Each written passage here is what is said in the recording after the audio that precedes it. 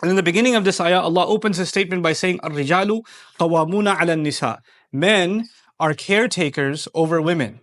Men are caretakers over women. The word qawwam has several meanings.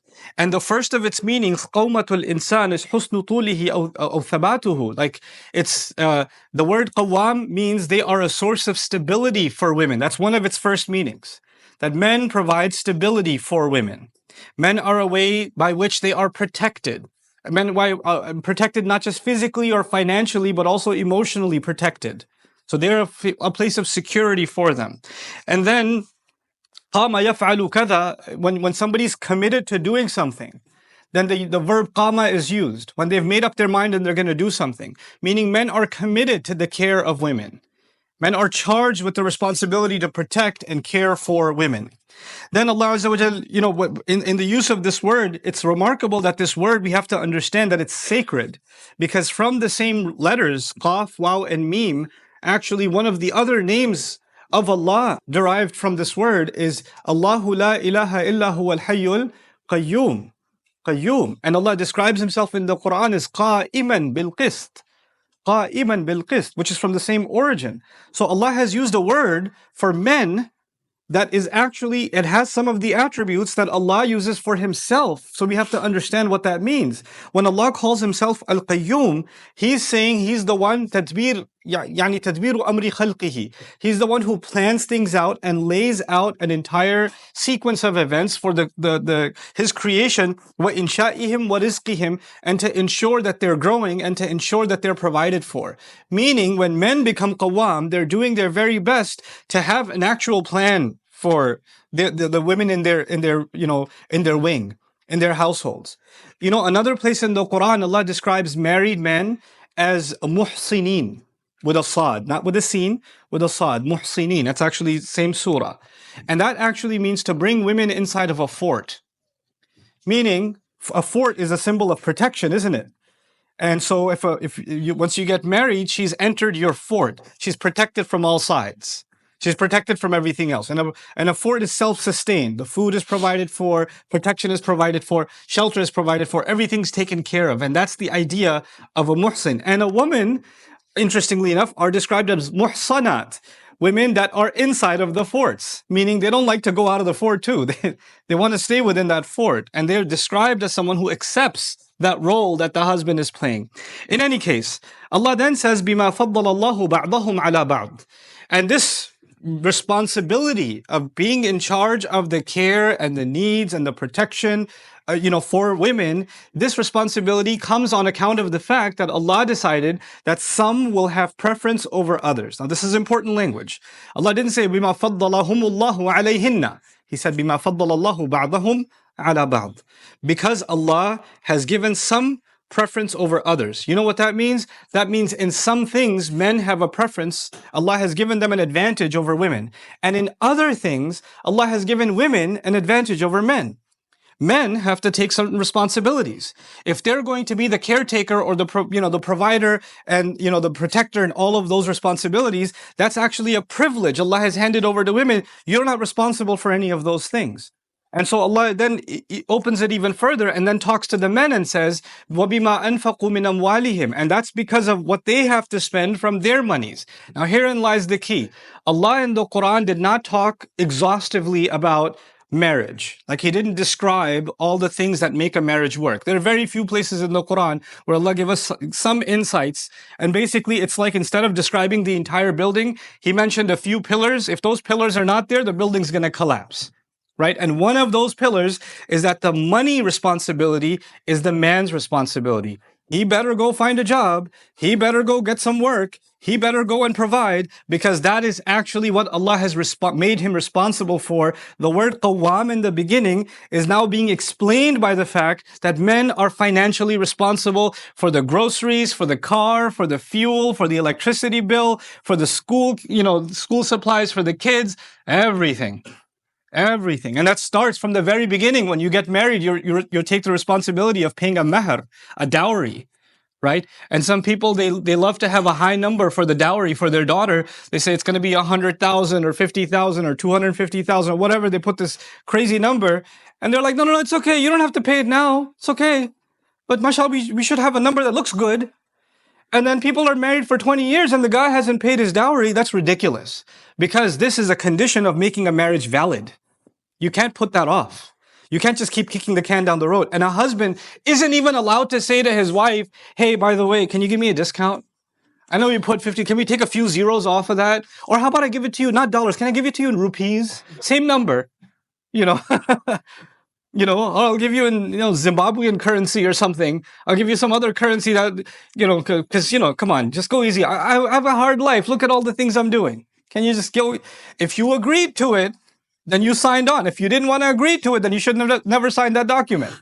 You're actually not even allowed to hint that you have trouble paying your mahr. Men aren't even allowed to hint at that.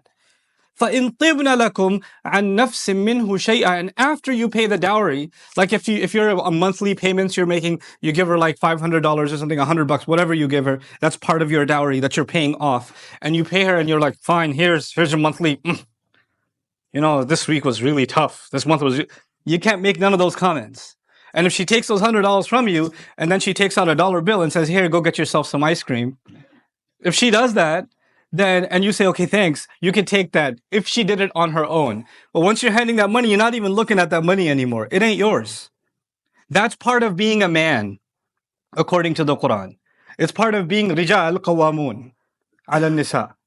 So the reason one of the reasons I was pushed to give this lecture is because lots of people email me all kinds of questions, and there are many men around the world whose wives are being told to go get a job and work while they're sitting at home. Muslim men. And they're saying you have to obey your husband. What religion is that? Allah Azza wa Jal made men responsible financially. And they can't even say, you have to go and we're having a hard time, you need to earn this or that. Look, if there's a desperate situation and a wife decides to go get a job and support financially or do on her own, that's a voluntary thing she's doing that she cannot be told to do. And if she does that, if she does get a job, if she does have a business, if her father left behind some stores or some property in her name, and you're like, hey, can we get some of that too? Because I'm your family. No, that's her money. You can't touch it.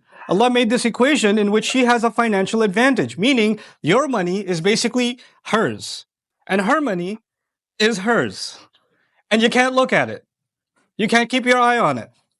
You can't say, whatever happened to that? What happened to that jewelry? What happened to that? No, that's not yours to touch. That's not yours to touch. And whatever you gave her, like you say, hey, on our 10th anniversary, I'm going to give you this car. That, once you gave her the car, it's her car.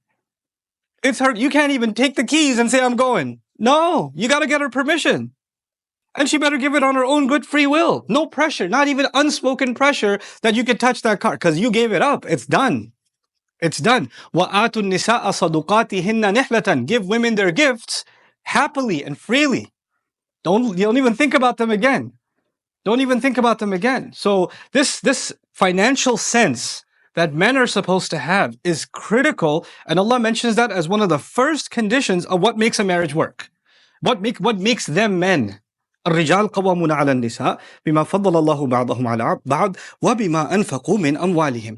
When they take that kind of responsibility, where the wife doesn't have to ask, hey, we don't have food for groceries, we don't have money for groceries, we don't have this, I gotta give you again. And for a lot of men, what they do? They feel that they owe financial responsibility or financial help to their brother, to their sister, to their mother and their father, who may be financially already taken care of, but you still want to give them, but you're not giving financial needs to your wife and your children. That's not being a man. That's not being a man. And some people are in financial abuse situations where I've even seen cases where the bank account is a joint account between the husband, the man, and his mother. And the wife has no access to the account. What Islam did you learn? Where did you get this from? And the wife is being constantly told, by the way, that's our son. It's like, that's our property, you're just renting it. This is what the wife is being told. If you wanted to act that way, then you had no business getting married. If you wanted to financially treat the spouse this way, then you have no business being in the institution of marriage. This is the first and foremost principle. There are people who give mahr, They give marriage gifts, or even at the wedding ceremony, they give lots of presents. And then a couple of days later, the guy's family says, hey, can we have those back? We need them for our daughter's wedding. Once you've given it up, you've given it up. It's done with. Now let's flip to the other. And the sisters that are listening to this right now are like, yeah, finally a khutbah about team ladies. Well, you know, I told you in the beginning, Allah is fair. There's a balanced equation. Allah loves both sides, men and women. Allah told the men what responsibilities they have. The rest of the khutbah is actually the other side. Okay, so men are responsible for all of this, and they better, drip their sweat and break their backs earning for a family and go through all of the labor that they need to go through to take care of them and provide for them and protect them and take care of them emotionally and financially and physically and all of those things. Well, what do the women owe then? What's their side of this equation? Well, Allah Azza wa Jal starts with He said men take care of women. And you were expecting that Allah will say women, therefore do this. Right? But instead of saying women, He said فَالصَّالِحَاتِ. Then as a result, therefore, good women, He doesn't even say women, He says good women, as if Allah expects the first thing for women to be is good. Not even women anymore. You must be good. And what does good mean in Arabic? The word salih comes from sulh. Sulh means the opposite of fighting, the opposite of corruption. Actually, when there's a conflict, then you want to make peace between two sides, you do sulh. Meaning, women are such wives are the source of ending all conflicts in the family. They are a source of peace and reconciliation. They are the reason tempers go down. They are the reason voices are lowered. They are the source of calm.